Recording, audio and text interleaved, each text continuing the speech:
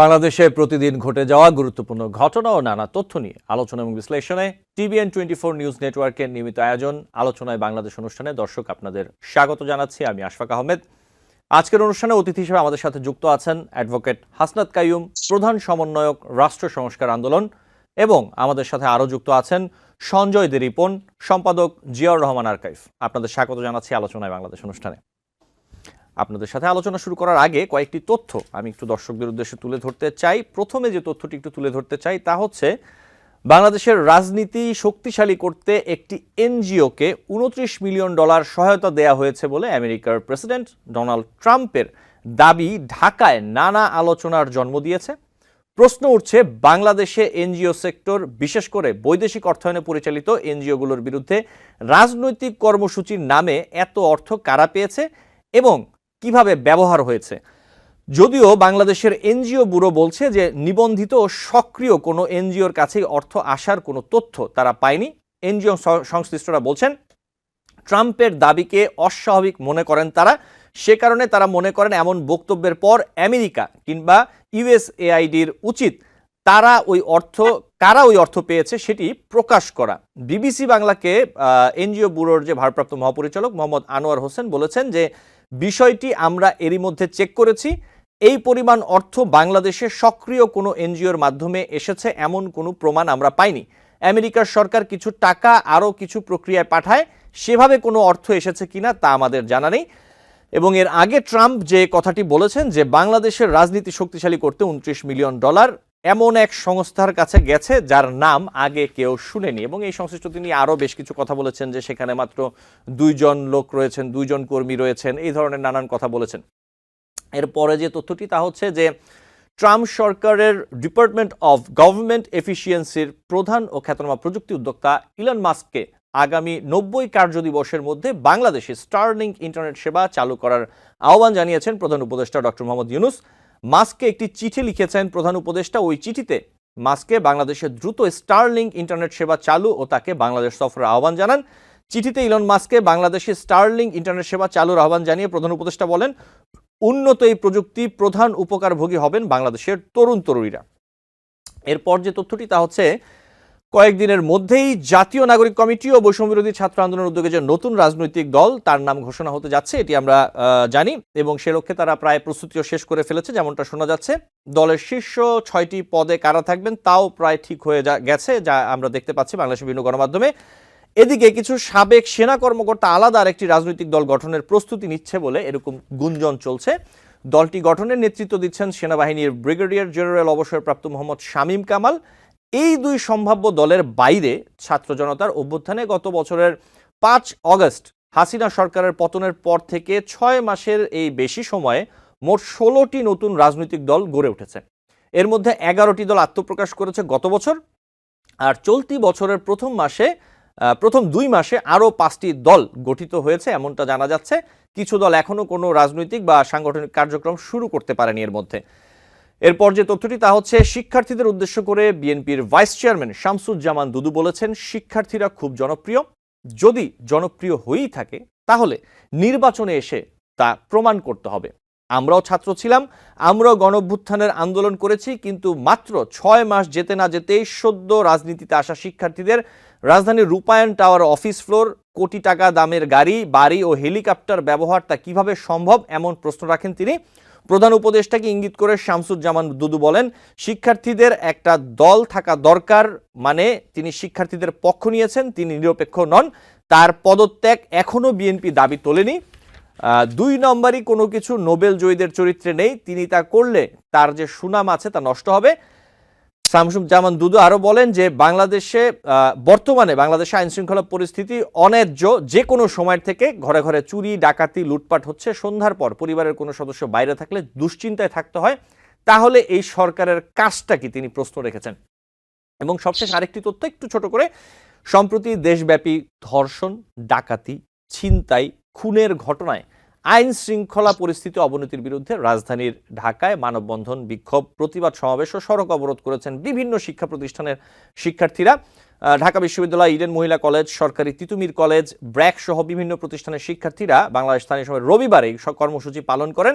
Eden কলেজের শিক্ষার্থীরা বর্তমান আইন শৃঙ্খলা পরিস্থিতি আওয়ামী লীগ আমলের চেয়ে খারাপ বলে অভিযোগ করেন এবং নারীদের নিরাপত্তা নিশ্চিত করতে না পারলে অবিলম্বে স্বরাষ্ট্র উপদেষ্টার পদত্যাগের দাবি জানান তারা।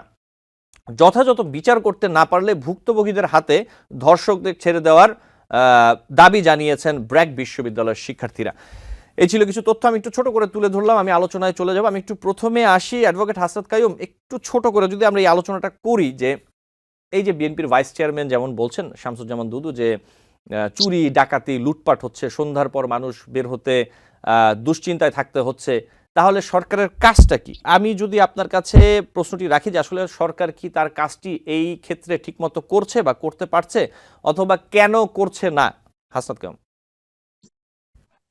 না, এটা শামসুজ্জামান দুদু যেটা বলেছে এটা তো আজকের পত্র পত্রিকার রিপোর্টও এরকম, আর আরো কয়েকদিন থেকে ধরেন আপনি পত্র পত্রিকার রিপোর্ট দেখলে ক্রমাগত এখানে আসলে আইন শৃঙ্খলা পরিস্থিতির এক ধরনের অবনতি, এটা কারো পক্ষে অস্বীকার করা সম্ভব হবে না। এমনকি সরকারে যারা আছে তাদের পক্ষেও এইটাকে তারা বলতে পারবে না যে না, আইন শৃঙ্খলা পরিস্থিতি ভালো আছে। এখন কেন হচ্ছে এই কথাটা যদি বলেন তাইলে দুইটা তিনটা ঘটনা প্রধানত আমার কাছে মনে হয়। একটা হচ্ছে যে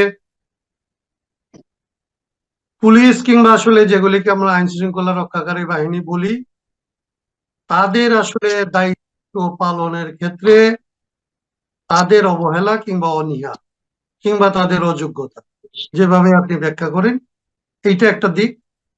আরেকটা দিক হচ্ছে যে সরকারের দিক থেকে বিভিন্ন রকমের, আজকে আমি যেটা অন্যান্য জায়গায় বলছি সেটা হচ্ছে যে এইখানে এক ধরনের জনগণের নামে, জনগণের কোনো কোনো অংশের নামে, বিভিন্ন রকমের আন্দোলনের নামে কিংবা তাদের আসলে দাবি দেওয়ার নামে কতগুলো উগ্র কাজকর্ম বাংলাদেশে ঘটছে, এবং সেই সমস্ত উগ্রবাদী কাজকর্মের মধ্যে সরকার এক ধরনের অনুমোদন দিয়ে যাচ্ছে বলে মনে হয়। তারা এগুলির কোনো বিরোধিতা করছে না, এগুলি বন্ধ করার কোনো কার্যকর উদ্যোগ নিচ্ছে না, তাতে একটার পর একটা এরকমের অঘটন আরো ঘটছে। তো একটা আরেকটার সাথে সম্পর্কিত। আপনি যখন কোনো একটা গ্রুপ, কোনো একটা গোষ্ঠী, কোনো একটা দল যখন ধরেন সরকারকে সামনে রেখে নিজেদের হাতে আইন তুলে নিচ্ছে কিংবা এই আইন তুলে নেওয়ার হুমকি দিচ্ছে, সেইটাকে যখন আসলে সরকার কোনোভাবে প্রতিবাদ করছে না, তাদেরকে থামাচ্ছে না কিংবা থামানোর কোনো উদ্যোগ দিচ্ছে না, এমনকি বিরোধিতা পর্যন্ত করছে না, তখন আইন শৃঙ্খলা রক্ষার যে সমস্ত কাজ থাকে, চুরি ডাকাতি ছিনতাই, যেহেতু একদিক থেকে ধরেন অভাব অনটন বাড়ছে, এক ধরনের দলীয় কর্মী যারা ছিল, দলীয় মাস্তান যারা ছিল, তাদের আয় রোজগার কমছে। তো তাদের হাতে যখন দেখে যে আসলে তাদের রাজনৈতিক কার্যকলাপ এবং অর্থনৈতিক কার্যকলাপ তো এক হয়ে গেছে, তাদের অর্থনৈতিক অভাব আছে, আবার এটাকে লুটপাট করে ছিনতাই করে যদি সংগ্রহ করতে চায়, তাহলে একদিক থেকে তাদের টাকা জোগাড় হচ্ছে, আরেক দিক থেকে সমাজে যে ভয়ভীতি তৈরি করা, কিংবা আগের সরকারই ভালো ছিল, এই সরকার আসলে তার চাইতেও খারাপ, এই রকমের কথাবার্তা সরকারকে যারা বসাইছে তাদের মুখ থেকেই বের হইতে পারে। শামসুজ্জামান দুদু যেটা বলছে, ওনারা তো আসলে এই আন্দোলনের, এই সরকারের পক্ষের শক্তি, ফেসিবাদ বিরোধী শক্তি। সে লড়াইয়ে তারা 15 বছর ধরে কাজ করছে। তো তারা যখন এই ধরনের কথাবার্তা বলতে বাধ্য হয় কিংবা এই পরিস্থিতি হয়, সেটা স্বাভাবিকভাবে আসলে ছিনতাই, ছিনতাইকারীদের সহায়তা করে, রাজনৈতিক ভাবে আসলে পৃষ্ঠপোষকতা করে যে সমস্ত দল এখনকার আইন শৃঙ্খলা পরিস্থিতিকে নস্যাৎ করার জন্য, তাদেরকে সহায়তা করে।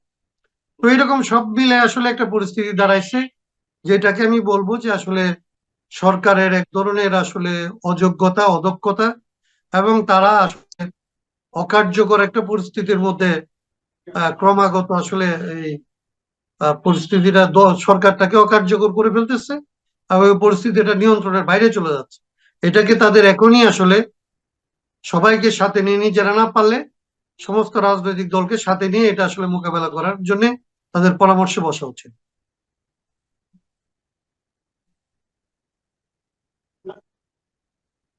জি, সঞ্জয় রিপন, একই বিষয় আপনি কি বলবেন? মানে বিষয়টা যদি আবার একটু জি, বলতেন আর কি। এই যে আপনার সারা দেশে যে আইন শৃঙ্খলা পরিস্থিতি এবং এই যে চুরি ডাকাতি এবং ছিনতাইয়ের মতো ঘটনাগুলো ঘটছে, এই বিষয়ে সরকার আসলে কি ব্যবস্থা নিচ্ছে, সরকার কি কাজ করছে, আপনি কি দৃশ্যমান কিছু দেখতে পাচ্ছেন কিনা এই বিষয়ে? ধন্যবাদ আশফাক ভাই। আমি এই বিষয়টা দেখছি যে সরকারের যে মৌলিক কাজগুলি ছিল, অর্থাৎ আন্দোলন পরবর্তী, বিপ্লব পরবর্তী যে সরকার ব্যবস্থা, বাংলাদেশে যে অন্তর্বর্তীকালীন সরকারের যারা দায়িত্ব নিয়েছিল, তারা যদি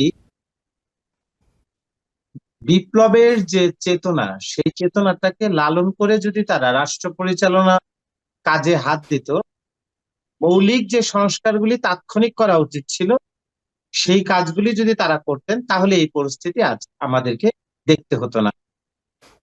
প্রথমত, আন্দোলনকালীন সময় আমরা যেটা দেখি যে এত বড় যে আহ, মানুষকে যে লাশে পরিণত করা, হাজার হাজার মানুষকে মেরে ফেলা, এই কাজটি কিন্তু করেছে বাংলাদেশ আইন শৃঙ্খলা বাহিনী, আওয়ামী পন্থী যারা আইন শৃঙ্খলা বাহিনীতে ছিল তারা।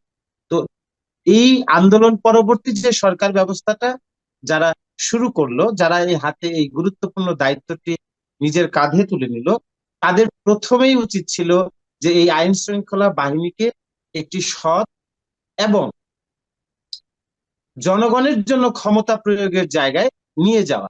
সেটা কিভাবে সম্ভব ছিল? সেটা সম্ভব ছিল যারা এই গণহত্যার সাথে সম্পৃক্ত, যে পুলিশ আইন শৃঙ্খলা বাহিনীর যারা আওয়ামী লীগের অর্থাৎ ফ্যাসিস্ট সরকারের হয়ে যারা তাদের পারপাস সার্ভ করেছে এবং হত্যাকাণ্ডের মতো গুরুত্বপূর্ণ অপরাধ, অমানবিক অপরাধ, রাষ্ট্রীয় অপরাধের যারা উস্কে দিয়েছে, তাদেরকে বিচারের আওতায় আনা উচিত ছিল। এবং এই পুলিশ বাহিনীকে, যারা অপরাধী তাদেরকে বিচারের আওতায় নিয়ে এসে বাকি পুলিশ প্রশাসনে যারা ছিল, তাদেরকে নির্বিঘ্নে সততার সাথে জনগণকে আস্থায় নিয়ে, জনগণের আস্থার মধ্যে থেকে কাজ করবার সুযোগটি তারা পেত। এখন যেটা হয়েছে, আপনি হত্যাকারী পুলিশ এবং যারা এই ফ্যাসিবাদের মানে ফ্যাসিবাদের যারা লেসপেন্সারি করে নাই, সুযোগ সুবিধা নেয় নাই, সুবিধা বঞ্চিত পুলিশ, অর্থাৎ জনগণের পক্ষেও তো কিছু আইন শৃঙ্খলা বাহিনীতে কিছু মানুষ ছিল, তারা এবং যারা অপরাধগুলি করেছে, সবাইকে এখন একই কাতারে মাপযোগ করা হচ্ছে।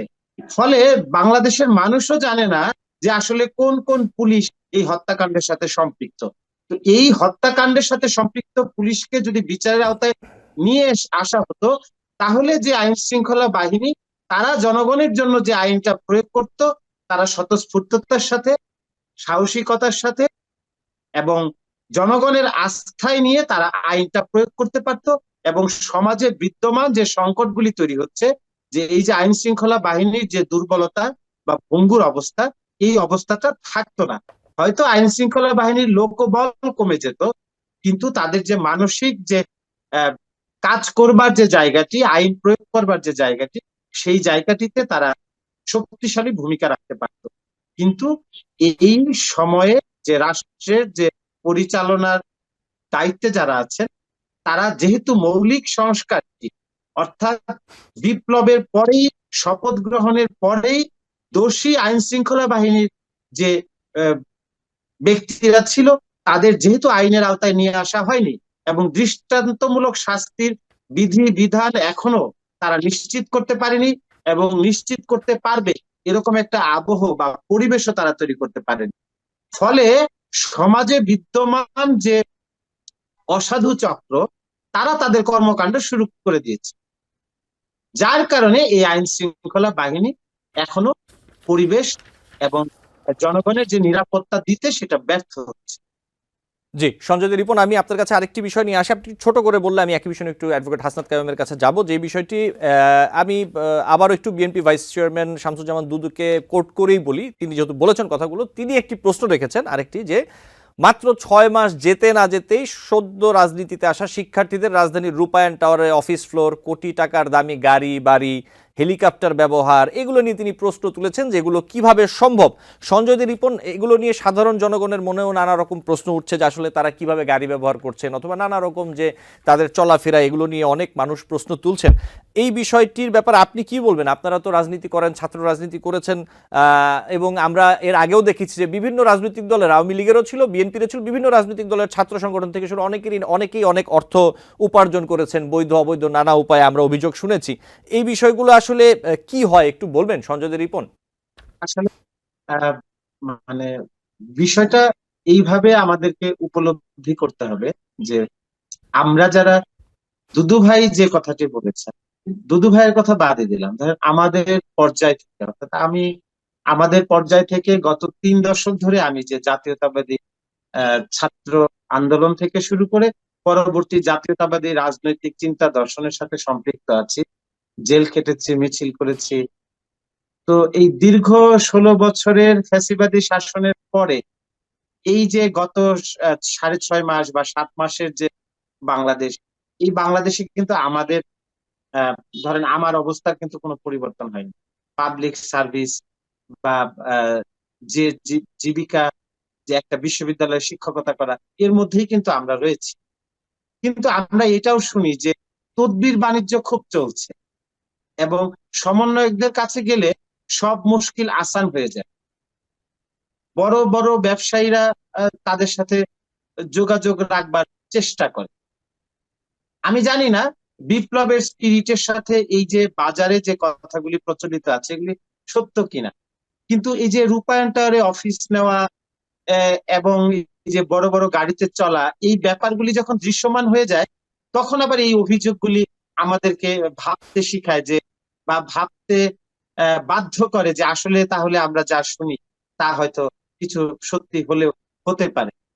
এবং আমি মনে করি যে সারা বাংলাদেশের মানুষ ফ্যাসিবাদের বিরুদ্ধে তাদের জীবন বাজি রেখে যে লড়াইটা করেছিল, সেই উপলব্ধিটা যেন এখন যারা রাষ্ট্র পরিচালনা করছেন বা বৈষম্য বিরোধী ছাত্র আন্দোলনের যারা সমন্বয়ক ছিলেন, তাদের ভেতরে এই চেতনাটা যেন থাকে যে রিকশাওয়ালাও একজন, চা শ্রমিকও কিন্তু এই আন্দোলনের অংশীদার, সেও একজন স্টেক হোল্ডার এই আন্দোলনের, এই সফলতার। ফ্যাসিবাদ বিরোধী যে বাংলাদেশ এবং আজকের যে স্বাধীন বাংলাদেশ, এই গণ অভ্যুত্থান পরবর্তী বাংলাদেশ, এই বাংলাদেশে সবার অংশীদারিত্ব রয়েছে।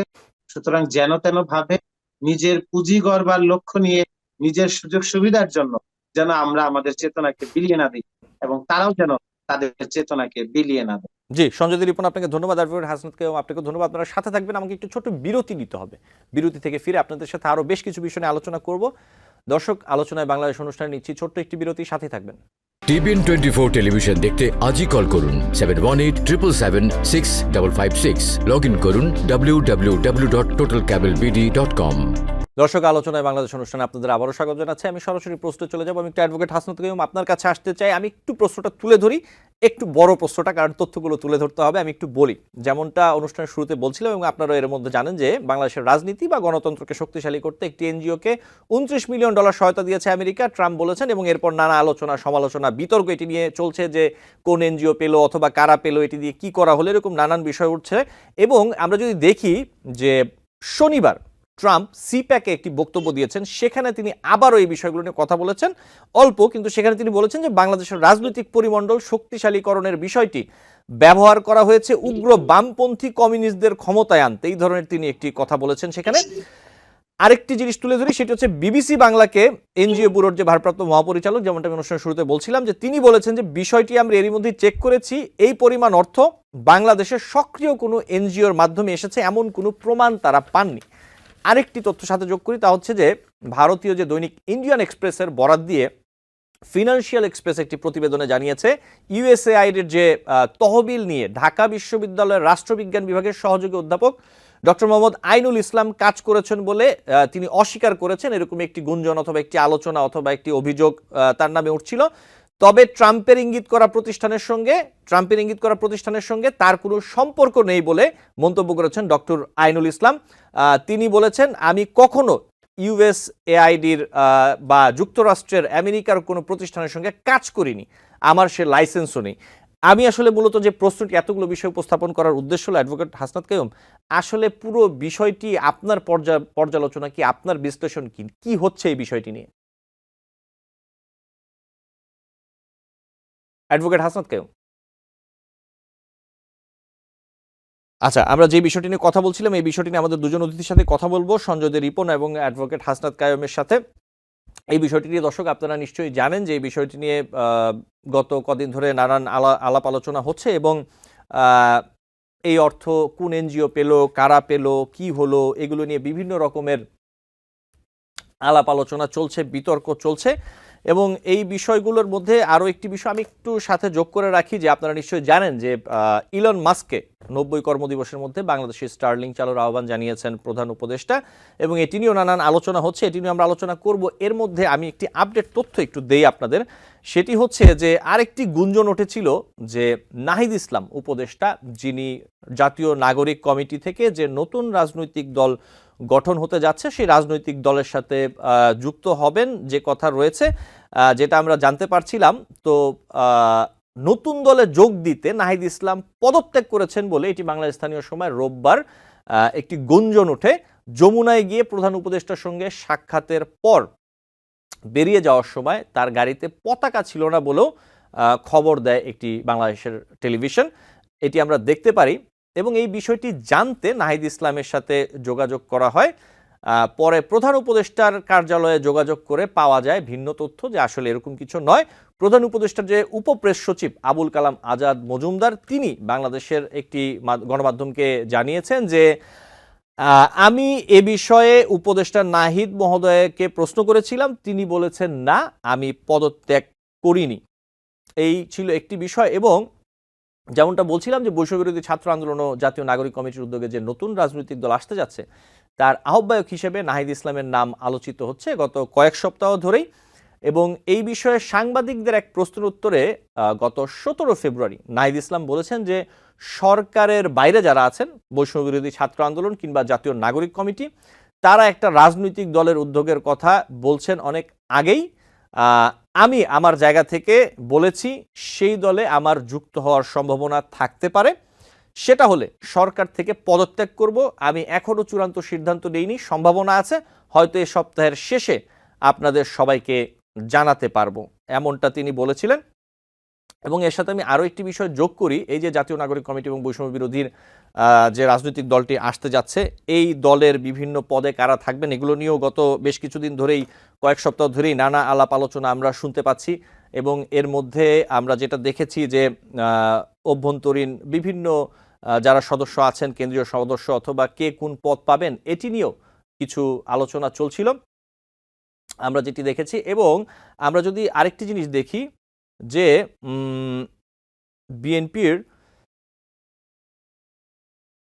বিএনপির ভারপ্রাপ্ত চেয়ারম্যান তারেক রহমান, তিনি বলেছেন যে অন্তর্বর্তীকালীন সরকার তাদের লক্ষ্য থেকে কিছুটা হলেও বিচ্যুত হচ্ছে, এমনটা তিনি মন্তব্য করেছেন। সরকারের বিভিন্ন ব্যক্তির বক্তব্যে বিভ্রান্তি তৈরি হচ্ছে এবং এতে মানুষ বিভিন্নভাবে বিভ্রান্ত হচ্ছে বলেও মন্তব্য করেছেন তিনি। এটি রবিবার জাতীয়তাবাদী আইনজীবী ফোরাম আয়োজিত এক অনুষ্ঠানে তিনি এই মন্তব্য করেন। এবং এরপর সংস্কার উদ্যোগ ও জাতীয় নির্বাচন নিয়ে সাম্প্রতিক সময়ে সরকার ও রাজনৈতিক দলগুলোর কাছ থেকে বক্তব্য আসবে। সরকার উপদেষ্টা সংস্কার পর নির্বাচন আয়োজনের পক্ষে, অন্যদিকে বিএনপি বলছে যে প্রয়োজনীয় সংস্কার শেষে দ্রুত নির্বাচনের ব্যাপারটি বারবারই বলে আসছে। বিএনপির পক্ষ থেকে মির্জা ফখরুল ইসলাম আলমগীর থেকে শুরু করে সবাই বলছেন যে যত দ্রুত সম্ভব প্রয়োজনীয় অথবা ন্যূনতম সংস্কারটা শেষ করে যাতে নির্বাচন দেয়া হয়। এই ছিল কিছু বিষয়। আমি চলে যাই আমাদের অতিথি সঞ্জয় দে রিপন। আপনি নিশ্চয়ই, আমি কিছুক্ষণ আগে যে প্রশ্নটি অ্যাডভোকেট হাসনাত কাইয়ুমকে করেছিলাম আপনি নিশ্চয়ই শুনেছেন, এই ব্যাপারে আপনি কি বলবেন? আমেরিকার ধন্যবাদ আশফাক ভাই। জি, আমি একটু আপনার প্রথম দিককার আলোচনায় আসতে চাই। ওই যে ইলন মাস্ক এবং জি, স্টারলিংক নিয়ে আপনি একটি আলোচনা যুক্ত করেছিলেন। তো স্টারলিংকের যে বিষয়টি হচ্ছে যে স্টারলিংক বাংলাদেশে আসবে বা সেবা প্রদান করবে, তাদের শেষ যে বিটা পরিষেবা সেটা শুরু হয় 2021-22 সালে। তো এইখানে তাদের যে অ্যারেঞ্জমেন্ট সেটাও খুব দারুণ। তারা হচ্ছে প্রায় 60টি উপগ্রহ উৎক্ষেপণ করেছেন এবং তাদের যে সেবা, এই সেবাটি নিতে গেলে সাবমেরিন যে কেবল সেটার প্রয়োজন নাই। ফলে এইখানে ইন্টারনেট সেবাটা অনেক গতিশীল হবে। কিন্তু একটি বিষয় কিন্তু মনে রাখতে হবে, আমরা যে চিন্তাটা করছি যে স্টারলিংক আসলে আহ, আমাদের যে এই ইন্টারনেট ব্যবহারের যে সুযোগ, সেই পাহাড় থেকে সমতলে সবাই ইন্টারনেট পরিষেবা পাবে, কিন্তু খরচের বিষয়টা কিন্তু আমাদের ভাবতে হবে। এবং এই ক্ষেত্রে পাহাড় থেকে সমতলে আহ, দরিদ্র মানুষকে এই সেবাটা দিতে গেলে কিন্তু খরচ বাড়বে, এবং সেই ক্ষেত্রে কিন্তু রাষ্ট্রের একটা সাবসিডি দিতে হবে। এই বিষয়টি মাথায় রাখতে হবে। আর দ্বিতীয় যে বিষয়টি স্টারলিংকের সাথে অন্তর্ভুক্ত বলে আমি মনে করি, আমরা বাংলাদেশ এমন একটা জায়গায় আছি ভৌগোলিক রাজনীতির জায়গা থেকে, যে বিশ্ব রাজনীতিটা কিন্তু ভৌগোলিক পরিবর্তনশীলতার সাথে সম্পৃক্ত।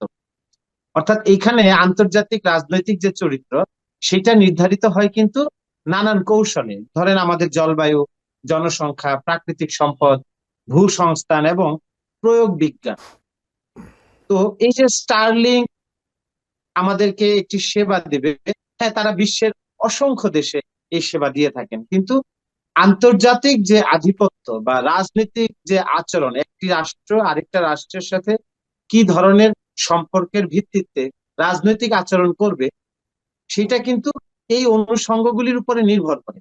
এবং সেই জায়গায় আমরা দেখছি যে এই প্রয়োগ বিজ্ঞানের যে অনুষঙ্গ, সেইখানে কিন্তু স্টারলিংক এখন ইনভলভ হবেন আমাদের এই দেশে, এবং আমরা একটা গতিশীল ইন্টারনেট সেবা পাবো। কিন্তু আমাদের এই রাষ্ট্রকে একটা বিষয় খেয়াল রাখতে হবে যে গোপনে আড়ি পেতে আমাদের তথ্য সরবরাহের যে বিষয়টি দীর্ঘদিন ধরে আমরা জেনে আসছি, শুনে আসছি, এই ব্যাপারগুলি যেন স্টারলিংকের ক্ষেত্রে না ঘটে। কোনো গোপন তথ্য বা ব্যক্তিগত তথ্য যেন এই স্টারলিংক ব্যবহারের মধ্য দিয়ে আমাদের এই তথ্যগুলি যেন ডিসক্লোজ না হয়, এই বিষয়টি আমাদেরকে মাথায় রাখতে হবে। আরেকটি বিষয় আপনি যে বলেছেন যে $29 মিলিয়ন, জি গত 21শে ফেব্রুয়ারি অর্থাৎ শুক্রবার, যদি আমি ভুল না করে থাকি, শুক্রবার গভর্নরদের যে গভর্নর্স ওয়ার্কিং জি সেশন, সেই সেশনে কিন্তু ট্রাম্প এই কথাটি উল্লেখ করেছেন, $29 মিলিয়ন বিষয়টি। এখন $29 মিলিয়ন কিন্তু যেন তেন ব্যাপার নয়। $29 মিলিয়ন দুইজন কর্মরত একটি এনজিও কে, মানে আমেরিকা যে পরিস্থিতি থেকেই বা যে বাস্তবতার প্রেক্ষিতেই তারা দিয়ে থাকুক, সেটা কিন্তু মানে অনেক রিকোয়ারমেন্ট ফিল আপ করে তার এই অর্থটা ছাড় করতে হয়েছে। তো সেই ক্ষেত্রে আমার মনে হয় যে এইটা আহ, এক ধরনের মানে আলোচনার একটি মিষ্টি অনুভূতি, আবার একটি টক অনুভূতি তৈরি করে দিয়েছে বাংলাদেশের রাজনৈতিক আলোচনার ক্ষেত্রে। এটা এক ধরনের হিডেন পলিসি থট আমার কাছে মনে হয়। এটা বাংলাদেশের রাজনীতিতে এক ধরনের কনফ্লিক্ট, অরাজনীতিকরণের যে রাজনৈতিক আলোচনা, সেই রাজনীতির দিকে কিন্তু এই মুহূর্তে বাংলাদেশকে ঠেলে দিবে। যে হ্যাঁ, এই $29 মিলিয়ন কি ভোটারদেরকে ভোট কেন্দ্রে নিয়ে যাওয়ার জন্য, নতুন রাজনৈতিক দল প্রতিষ্ঠা করবার জন্য, নাকি ফ্যাসিবাদী আমলের এনজিও কর্মীরা যে ধরনের রাজনীতিকীকরণের সাথে সম্পৃক্ত ছিল সেটার বিকাশের জন্য, নাকি সত্যিকার অর্থেই এই এনজিওটি জনগণের সেবার মান উন্নয়ন করবে, সামাজিক উন্নয়নে ভূমিকা রাখবে, এই বিষয়গুলি প্রশ্ন সাপেক্ষ। তবে এই বিষয়টি নিয়ে আরেকটু পরিষ্কার ভাবনার দরকার রয়েছে যে সত্যিকার অর্থেই $29 মিলিয়ন আসলে কি জন্য দিয়েছে।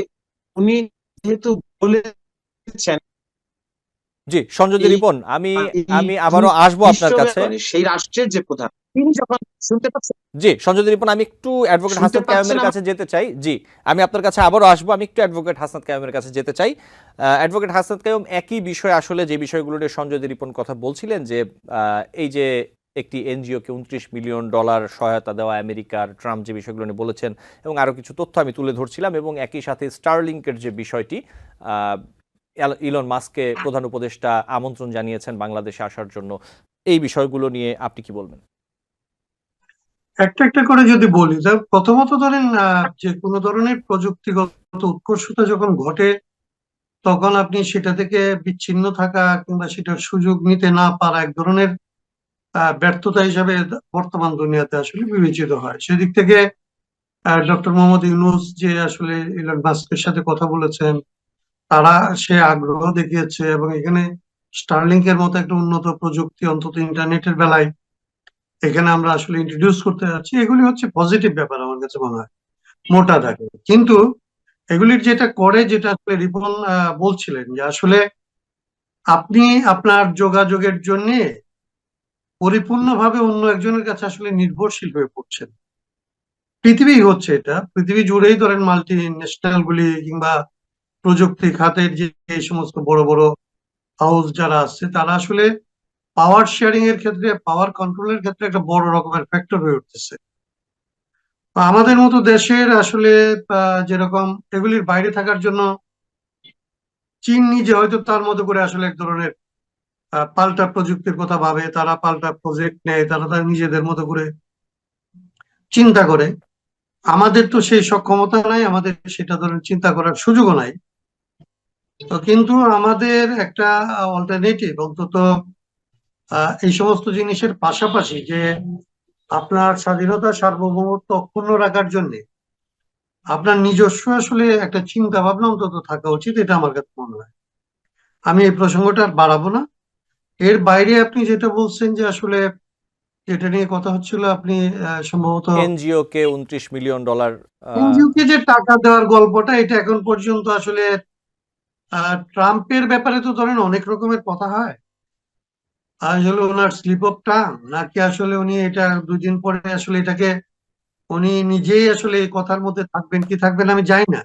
আমাদের এখানে টাকা পয়সা এমনিতে যদি আসে, এনজিও তে যদি আসে, আপনি জানেন যে এনজিও গুলির উপরে সরকারের নিয়ন্ত্রণ অনেক বেশি পরিমাণে বাড়ছে এবং সরকার বিদেশি অনুদান নেওয়ার ক্ষেত্রে এনজিও গুলিকে, যে এনজিও ব্যুরোর রেজিস্ট্রেশনের আওতায় আনা এবং তারা কি জন্য কাদের কাছ থেকে টাকা নিচ্ছে, মানি লন্ডারিং থেকে শুরু করে অন্যান্য সমস্ত জিনিস বিষয়গুলি আসলে পর্যবেক্ষণ করা হয়, পর্যালোচনা করা হয়। এবং সরকার যদি চায় এখন, তাইলে আসলে এই 29 মিলিয়ন ডলার এসছে কিনা, কাদের কাছে আসছে, কি খাতে আসছে, কি প্রজেক্টের এগেনস্টে আসছে, এগুলির কিন্তু আসলে চাইলে এখন এখান থেকে এটা বের করা সম্ভব।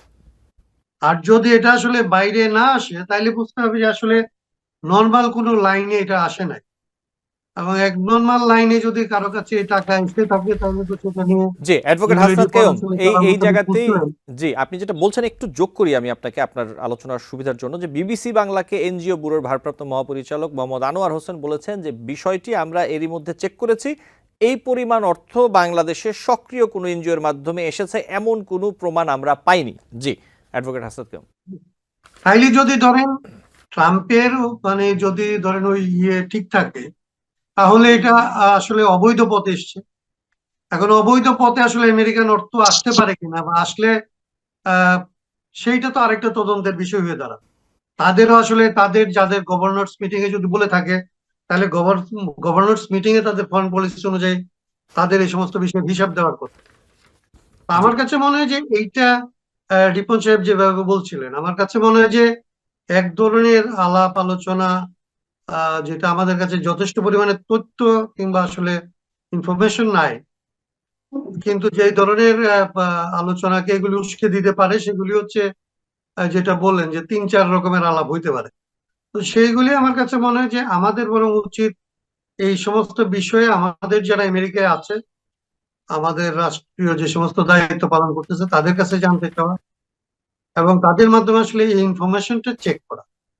আমার কাছে মনে হয় যে এটা একদিক থেকে খুব গুরুত্বপূর্ণ কিংবা গুরুতর আসলে চিন্তার বিষয়, যে যদি আসলে এইভাবে বাইডেনের আমলে টাকা এসে থাকে, তাহলে সেটার আসলে পথ বের করতে হবে, যে আমাদের বের করতে হবে যে কিভাবে আসলে এই সমস্ত টাকা আসছে, এবং সেইটাকে খুব গুরুত্বের সাথে বিবেচনায় নিয়ে সরকার সেটার উদ্যোগ নেবে বলে আমি আশা করতে চাই। জি আমি মনে করি যে ওই জিনিসগুলি তদন্ত হওয়া উচিত। জি অ্যাডভোকেট কিন্তু এখন পর্যন্ত আমার কাছে মনে হয় একজন রাজনৈতিক কর্মী হিসেবে এগুলি নিয়ে যথেষ্ট পরিমাণ আলোচনা করার মতো ইনফরমেশন আমার কাছে নাই। জি একটা গসিপ আমি করতে পারবো, সেটা আমি করতে চাই। জি অ্যাডভোকেট হাসান কামাল, আপনাকে ধন্যবাদ। আমি আরেকটি প্রশ্ন নিয়ে আসি, আমাদের হাতে সময় কম, যদি 2 মিনিট আপনারা একটু বলেন। আমরা যেটা দেখতে পারলাম যে গত 5 আগস্ট হাসিনা সরকার পতনের পর 6 মাসের কিছু বেশি সময় এই যে মোট 16টি নতুন রাজনৈতিক দল গড়ে উঠেছে, আমরা যেটি দেখতে পাচ্ছি এর মধ্যে 11টি আত্মপ্রকাশ করেছে গত বছরই, আর চলতি বছরে এই যে প্রথম 2 মাসে আরও 5টি দল গঠিত হয়েছে। এই দুটি জাতীয় নাগরিক কমিটি থেকে যে রাজনৈতিক দল আসবে এবং আরও একটি দলের কথা যেটি বলা হচ্ছে এর বাইরে আরও রাজনৈতিক দল আসছে। আমি যেটি বলতে যাচ্ছি, এই যে এত অল্প সময়ের ব্যবধানে এতগুলো রাজনৈতিক দল গঠনের যে বিষয়টি, এই বিষয়টি আপনি কিভাবে দেখেন অ্যাডভোকেট হাসনাত কিরম, যদি একটু সংক্ষেপে বলতেন। আমার কাছে তো মনে হয় যে এটা খুবই ভালো যদি আসলে সবাই রাজনৈতিক দল আসলে তৈরি করতে পারে এবং তারা যদি আসলে পজিটিভ পলিটিক্স বাংলাদেশে করে, পলিটিক্যাল একটা অ্যাটমসফিয়ার ক্রিয়েট করার ক্ষেত্রে, একটা পজিটিভ অ্যাটমসফিয়ার ক্রিয়েট করার ক্ষেত্রে এই তারুণ্য দ্বারা আসলে যদি অনুপ্রাণিত হয়ে তারা কেউ ভালো ভূমিকা নিতে পারে তাহলে তো সেটা ভালো। কিন্তু আমি তো মাঠের রাজনৈতিক কর্মী, আমি মাঠে ওইরকম কোন রাজনৈতিক দলকে নতুন ভাবে আসলে পজিটিভ পলিটিক্স করতেছে কিংবা তাদেরকে ওর দিকে আসলে চোখ ফেলা যায়, তাদের দিকে আশা করা যায়, এরকম কিছু আমি দেখতে পাচ্ছি না। কারণ কাগজে কলমে এগুলি হয়, একটা মৌসুম, ইলেকশনের মৌসুম আসলে অনেকগুলো মৌসুমী পলিটিক্যাল পার্টি হয়। আমি যেহেতু তাদের ব্যাপারে জানি না, আমি এরকম কথাও বলতে চাই না। আমি আশা করতে চাই যে বাংলাদেশে একটা রাজনৈতিক পরিস্থিতি এরকম যেটাতে আসলে অনেকে উৎসাহিত হয়ে অনেক বেশি রাজনৈতিক দল এখানে গড়ে উঠবে, অনেক গ্রুপ কাজ করবে এবং তাদের মধ্যে একটা সুস্থ প্রতিযোগিতা তৈরি হবে, একটা সুস্থ রাজনৈতিক পাটাতন তৈরি আছে, সেটাকে আমরা ব্যবহার করব এবং বাংলাদেশকে একটা নতুন দিকে নিয়ে যাওয়ার ক্ষেত্রে এই সমস্ত দল ভূমিকা পালন করবে, এটা আমি আশা করতে চাই। এরপরে আরেকটা যদি হয় বিপরীতটা হইলে দুঃখজনক হবে। জি, আপনাকে ধন্যবাদ। সঞ্জয় রিপন, একই বিষয়ে আপনি কি বলবেন? আচ্ছা, এই যে 11টি 16টি রাজনৈতিক দল আপনি জি বললেন, জি আসলে জি সঠিক তথ্যটি আমি জেনে নিলাম আপনার কাছ থেকে। মানে বিষয়টি আসলে হতাশাজনক। হতাশাজনক এই অর্থে যে এখানে কিছু সুযোগ সুবিধা বা ভাগ বাটোয়ারা পাবার যে আকাঙ্ক্ষা, সেরকম একটা আকাঙ্ক্ষা এখানে মানে আমরা অনুধাবন করতে পারি। ব্যাপারটা হচ্ছে যে 3 মাসের একটি আন্দোলন এবং আন্দোলন পরবর্তী সময়ে আহ, যেভাবে সমাজের কিছু মানুষ ফুলে ফেঁপে উঠছে, নতুন নতুন রাজনৈতিক দল আসছে, সব রাজনৈতিক দলকেই একটা গণতান্ত্রিক কাঠামোতে আমরা সাধুবাদ জানাই। কিন্তু একটি রাজনৈতিক দল তো রাজনীতি করতে হয় ম্যানিফেস্টো নিয়ে।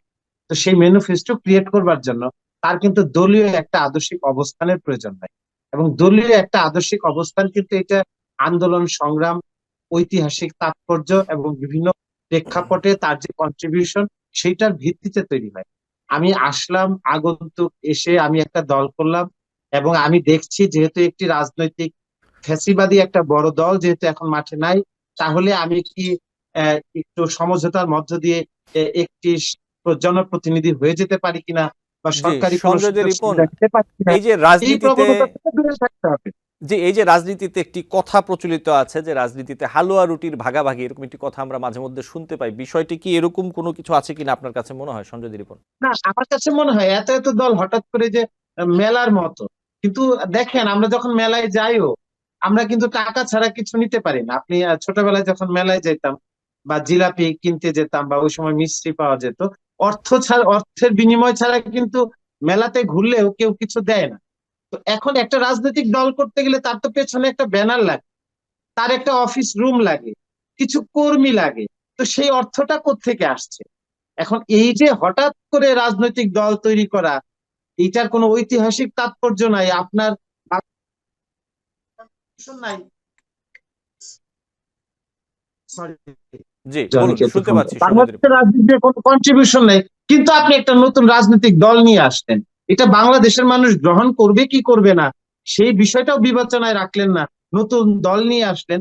এটা আসলে অহেতুক একটা ব্যাপার। এটা বাংলাদেশের রাজনীতিতে কোনো ধরনের ভ্যালু ক্রিয়েট করে না। হ্যাঁ, যদি কোনো গুপ্ত যদি কোনো গুপ্ত এজেন্ডা বাস্তবায়ন করার জন্য, আমি সুনির্দিষ্ট কিছু গুপ্ত লক্ষ্য বাস্তবায়ন করবার জন্য আমি যদি কাউকে কাউকে বলি তোমরা রাজনৈতিক দল করো, সামনে একটা গুপ্ত সুযোগ সৃষ্টি হবে, সেই সুযোগে আমি তোমাদেরকে এমপি মন্ত্রী বানিয়ে দিব। তো সেই ধরনের ব্যাপার থাকলে আমি বলবো যে এইসব তো আমরা জানি না। কিন্তু জনগণের ক্ষমতায়, গণতন্ত্রে যদি কেউ বিশ্বাস করে, তাহলে এই ধরনের রাজনৈতিক দল গড়ে ওঠা, এটা বড় জি ধরনের কোনো প্রেক্ষাপট তৈরি করা। সঞ্জয় রিপন, আপনাকে ধন্যবাদ। আমাদের সময়ও শেষ আজকে। অ্যাডভোকেট হাসনাত কাইয়ুম, আপনাকে আন্তরিকভাবে ধন্যবাদ জানাচ্ছি সময় দেওয়ার জন্য। আপনারা দুজনই ভালো থাকবেন। নিশ্চয়ই আপনাদের সাথে অন্য কোনো দিন আবার আলোচনা হবে। আমাদের দর্শক আপনাদের মূল্যবান মতামত শুনতে পাবেন। ভালো থাকবেন দুজন। ধন্যবাদ আপনাদের। দর্শক, আলোচনায় বাংলাদেশ অনুষ্ঠানে আজ এই পর্যন্তই। পরবর্তী অনুষ্ঠান দেখার আমন্ত্রণ জানিয়ে বিদায় নিচ্ছি।